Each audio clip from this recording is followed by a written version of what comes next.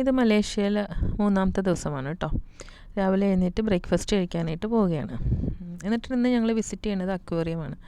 അപ്പോൾ സാധാരണ പോലെ തന്നെ ഒരു ബ്രേക്ക്ഫാസ്റ്റ് ആയിരുന്നു. നൂഡിൽസ്, സോസേജ്, പിന്നെ ഇതെന്താണ്, ഇത് എഗ്ഗാണ്, എഗ് ഫ്രൈ ആണ്, ഓംലെറ്റാണ്, പിന്നെ ഒരു ബീനാണ്, അതുപോലെ തന്നെ ഇഡ്ഡലി, സാമ്പാർ, ഉപ്പുമാവ്, ചട്നി, പിന്നെ ആസ് യൂഷ്വൽ ബ്രെഡും ബട്ടറും ജാമും എല്ലാം ഉണ്ടായിരുന്നു. അതിൻ്റെ കൂടെ ജ്യൂസും ഉണ്ട്, കോഫിയും ഉണ്ട് കേട്ടോ. അതെല്ലാം എടുത്ത് റെഡിയായി വെച്ചിരിക്കുകയാണ്. നിമിഷ നേരം കൊണ്ട് അതെല്ലാം കാലിയായി. അതിനുശേഷം ഞങ്ങൾ പോവുകയാണ് അക്വേറിയം കാണാനായിട്ട്. അപ്പോൾ ഓൾറെഡി വണ്ടി വന്ന് നിൽക്കുന്നുണ്ട് എന്ന് പറഞ്ഞ് ഫോൺ വന്നു. അപ്പോൾ ഇത് അക്വേറിയത്തിലോട്ട് ഇറങ്ങുകയാണ് കേട്ടോ. അപ്പോൾ അവിടെ ഒരു ടിക്കറ്റ് ഓൾറെഡി ഞങ്ങൾക്ക് ട്രാവൽ ഏജൻസിക്കാർ സെൻഡ് ചെയ്തിട്ടുണ്ടായി.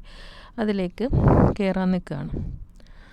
അക്വേറിയത്തിൽ കയറിയതൊരു വേറൊരു ലോകത്തെത്തിയ പോലെയായിരുന്നു കേട്ടോ. പ്രത്യേകിച്ച് ഇങ്ങനെയുള്ള ഫിഷ് ഇഷ്ടമുള്ളവർ, അക്വേറിയം ഇഷ്ടമുള്ള, ഇത് പിരാനയാണ് കേട്ടോ. അവിടെ മനുഷ്യൻ്റെ ബോഡി പോലെ ഇട്ടിട്ടുണ്ട്, ഒരു സ്കെൽട്ടൻ ഇട്ടിട്ടുണ്ട്. പിരാന മനുഷ്യനെ തിന്നുന്നതാണല്ലോ.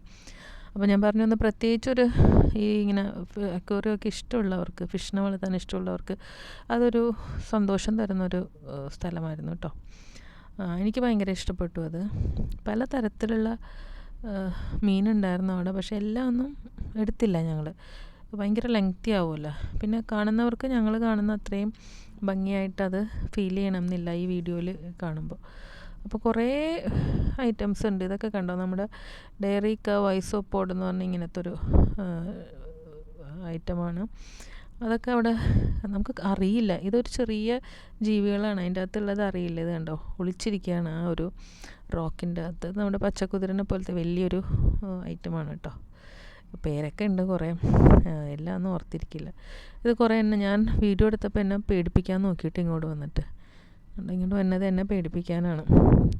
പിന്നെ ഞങ്ങൾ രണ്ടും കൂടി അതിലെ നടക്കുകയാണ്.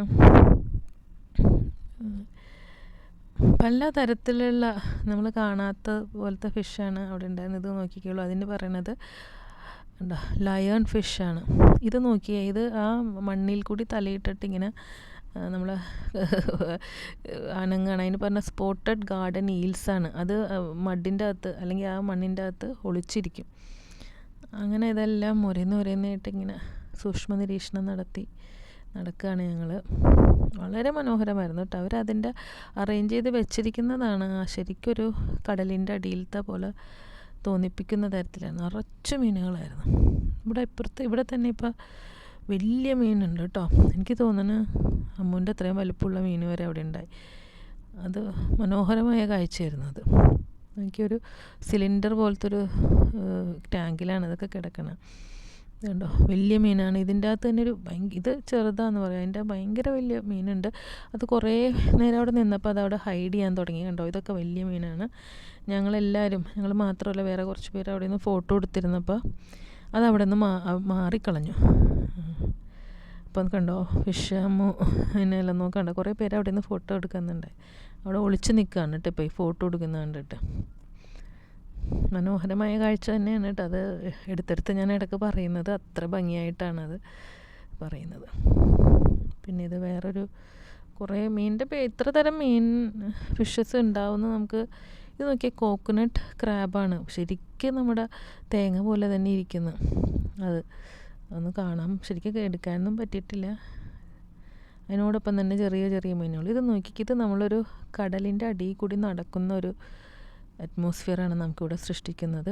ഞങ്ങളുടെ തലയുടെ മുകളിൽ കൂടിയാണ് ഷാർക്ക് ഒക്കെ പോകുന്നത്. കണ്ടോ, ഇത് തലയുടെ മുകളിലാണ് കേട്ടോ ഷാർക്ക്. ഞങ്ങളിവിടെ താഴത്ത് നിൽക്കുകയാണ്. ഞങ്ങളുടെ തല ഉണ്ടോ, ഇങ്ങനെ ഒരു ആർച്ച് പോലെയാണ്, അതിൻ്റെ അകത്തുകൂടി മുകളിൽ കൂടി ഷാർക്കൊക്കെ പോവാണ്. മനോഹരമായിരുന്നു കേട്ടോ. അത് ഭയങ്കര രസമായിരുന്നു. ഇത് നമ്മളുടെ നാട്ടിലുണ്ടാവണ എന്താ തെരണ്ടി എന്ന് പറയില്ലേ, അങ്ങനത്തെ ഫിഷാണത്. അത് തന്നെ ആണോയെന്ന് എനിക്ക് അറിഞ്ഞുകൂടാ, കണ്ടിട്ട് അതുപോലെ ഇരിക്കുന്നുണ്ട്. കണ്ടോ, ഞങ്ങളുടെ തലയുടെ മുകളിൽ കൂടിയാണ് ഈ പറഞ്ഞ മീനൊക്കെ ഇങ്ങനെ പോകുന്നത്. ഭയങ്കര രസമായിരുന്നു കേട്ടോ. പിന്നെ അവിടുന്ന് കുറച്ചങ്ങ് നടന്ന് കഴിയുമ്പോൾ നമുക്ക് എന്തെങ്കിലുമൊക്കെ കുടിക്കാനെങ്കിൽ റിഫ്രഷ്മെൻ്റൊക്കെ ഉണ്ടായിരുന്നു അവിടെ. പിന്നെയും അതുപോലെയുള്ളൊരു ഇതിലേക്ക് കയറുകയാണ്. ഈ കടലിൻ്റെ മുകളിൽ കൂടി മീൻ പോകുമ്പോൾ നമുക്ക് അതുപോലെ അവിടെ ഒരു സൗണ്ടും, ഈ വെള്ളം പോകുന്ന പോലത്തെ സൗണ്ട്. നോക്കിയത് ജെൽ ഫിഷാണ്, കണ്ടാൽ പറയുമോ മീനാണെന്ന്. ഉണ്ടോ, ജെൽ ഫിഷാണ് അത് മുഴുവനും. ഇതിൻ്റെ ഈ പച്ച നിറത്തിൽ കാണുന്നത് ഒരു ജീവിയാണ് കേട്ടോ. പച്ച ലൈറ്റ് ഗ്രീൻ, ആ ഇല പോലെ തന്നെ ഇരിക്കും. പിന്നെ അതിൻ്റെ കുറേ ഫോസിൽസും എല്ലാം അവിടെ ഉണ്ടായി. അത് കഴിഞ്ഞ് ഞങ്ങൾ അവിടെ നിന്ന് ഇറങ്ങി. അവിടെ നിന്ന് ഇറങ്ങിയിട്ട് ഞങ്ങൾ ആ അക്വേറിയത്തിൽ നിന്ന് ഇറങ്ങുകയാണ് ഞങ്ങൾ. അതിനുശേഷം ഞങ്ങളുടെ ഡ്രൈവർ ഞങ്ങളെ ചൈന ടൗണിൽ ഡ്രോപ്പ് ചെയ്തു. നിറച്ച് ഷോപ്പിംഗ് കടകളാണ് കേട്ടോ, ഷോപ്പ് ചെയ്യാൻ പറ്റിയ സ്ഥലങ്ങളാണ്. നമ്മളുടെ ഭയങ്കര ബ്രാൻഡഡ് ആയിട്ടുള്ള ഐറ്റത്തിൻ്റെയൊക്കെ ഡ്യൂപ്ലിക്കേറ്റ്സ് അവിടെ ഉണ്ടായിരുന്നു കേട്ടോ. കണ്ടാൽ തിരിച്ചറിയില്ല. അന്ന് ഭയങ്കര ചീപ്പല്ലായിരുന്നു. ബ്രാൻഡഡ് ആയിട്ടുള്ള ഐറ്റത്തിൻ്റെ ഡ്യൂപ്ലിക്കേറ്റ്സ് ഭയങ്കര ചീപ്പല്ലായിരുന്നു. അതുപോലെ തന്നെ ചീപ്പായിട്ടുള്ള ഐറ്റമുണ്ട്. പിന്നെ അതെല്ലാം നമ്മളുടെ നാട്ടിലുമൊക്കെ കിട്ടുന്ന ഐറ്റമാണ്. അതിനുശേഷം ഞങ്ങളൊരു മലയാളി റെസ്റ്റോറൻറ്റിൽ കയറി കേട്ടോ. ഞങ്ങളതിൽ നടന്നപ്പോൾ ഞങ്ങൾക്കൊരു കൗതുകം തോന്നി മലയാളീനെ കണ്ടപ്പം. അങ്ങനെ ഞങ്ങൾ ആ ഒരു റെസ്റ്റോറൻറ്റിൽ കയറി.